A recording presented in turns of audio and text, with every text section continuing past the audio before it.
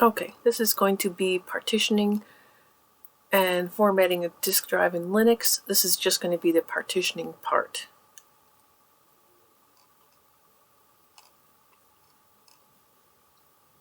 Okay. In Linux, we can view the block devices and file systems attached to the system with the lsblk command. Okay, this command gathers information about all devices attached to the system and prints them out using a tree-like structure. To view the devices attached to your virtual machine, use the lsblk command. So we can see this tree-like structure where there is a 10 gig SDA device and a 10 gig SDB device. And that's what we see on the right. Also, that matches. Okay, you'll see that your instance has 2 block devices attached to it, disks. Each of them is about 10 gig in size. The column mount point shows where a block device is mounted. It's from this location that files on the disk can be accessed. In this case, the mount point is displaying etc hosts against SDB, which means that the second disk, SDB, is mounted at the root of the Linux file system tree. Thus, the files you're seeing on your system right now are from this disk. A first disk, SDA, is also available, but it's not mounted. In this lab, you'll divide this disk into 2 partitions. Then you'll mount one of these partitions into the file system so you can start accessing files from it. And these may be swapped. It looks like they are not swapped in this case. Optionally, you can view the disk mounted on the system using the df command. This command is normally used to display the amount of space available on the file system. It lists all block devices within the available space on them. Use the -H option to display the file sizes in human-readable format. Paste that, and this one that is mounted, SDB1, is also showing up. And that should be a match to what's in this display on the right. Okay, partitions. Instead of using a storage block as a whole, it's common practice to divide a storage block into different partitions. Partitions can be different sizes and formatted to different file systems. This allows you to use a single storage device for different purposes. You can display partition information using the fdisk command. You can use the -L option to list partitions in the block. You can pass a device name to the fdisk command to list the partitions contained in that device. To list all the partitions, you use fdisk -L. So I'll copy that, and I'm going to hit enter a lot so I can see where the output begins. So the output begins right there after the sudo fdisk -L. You can see that SDA is 10 gig and it's divided into 12 partitions. And the biggest one is SDA1, which is about 5 gig, and it's a Linux file system. And we also have SDB, which is also 10 gig, and it also has 12 partitions, and the first one is also the biggest partition of the group. And we have the same information here on the right. Okay, to list the partitions contained in /dev/SDB, pass /dev/SDB to the fdisk command. So our previous command was -L for everything, but what if we just want SDB? We'd say just SDB. And this output starts right after the sudo fdisk -L /dev/SDB, and we see SDB only, that it's the 10 gig disk, and it is divided into the 12 partitions, as shown on the right.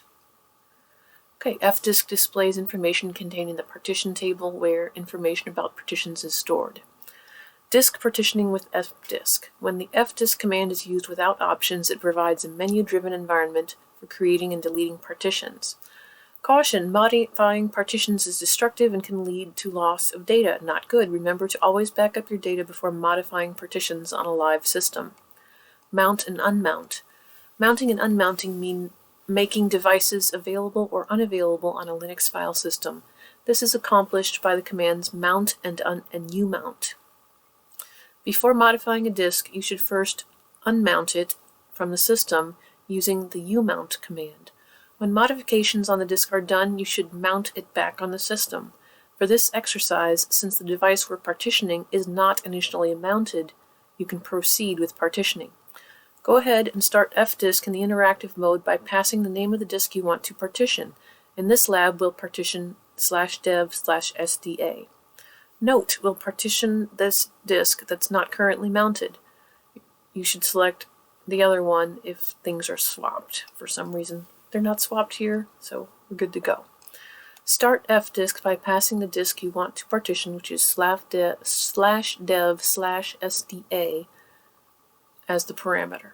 So we can copy that and hit return, and paste, and instead of second drive, the one we want is /dev/sda. And we get welcome to fdisk. Changes will remain in memory only until you decide to write them. Be careful about be careful before using the write command. Okay, and it says use M for help. Fdisk will start in interactive mode. You can use M to use the help command, the help provided by the command. So we'll type M, and we can see the help, same on the left and on the right. And in this lab, we'll be using D to delete a partition. We'll use N to add a new partition. We'll use P to print the partition table. We'll use V to verify the partition table. We can use Q to quit without saving changes, and we can use W to write the table to the disk and exit. And we've already used M to print this menu. Okay. We can use P to show the details about the partitions on the disk. So we'll type P. Okay, now we can see that disk SDA is 10 gig and is divided into these 12 partitions, and the largest is SDA1. And we can see the same information displayed on the right. And we can enter Q to quit this interactive mode. So we'll type Q, start again. Get out of that and start again. Okay, creating partitions. We'll now create new partitions using fdisk. You'll partition the second drive into two partitions, one swap partition of size 1 gig and another one of size 9 gig. The file system on the second partition will be ext4. Open fdisk in interactive mode to do the partitioning. So we'll copy that, and in place of second drive, we'll type SDA. Okay, and we get our welcome. And be careful before writing, and changes will remain in memory until we decide to write. To create a new partition, the command Control N is used. However, since all the space on the disk is currently allocated, you'll need to first free up space by deleting the default partitions. Use the D command to delete the default partitions. When you issue the D command control, fdisk asks you to enter the number of partitions you want to delete. Since you have 12 partitions, fdisk automatically selects the last partition by default, and pressing enter deletes the last partition. Repeat this process until you delete all the 12 partitions. Alright, so we'll say D, and in the default, yes, it's good. And we'll keep doing this until we get all 12 deleted.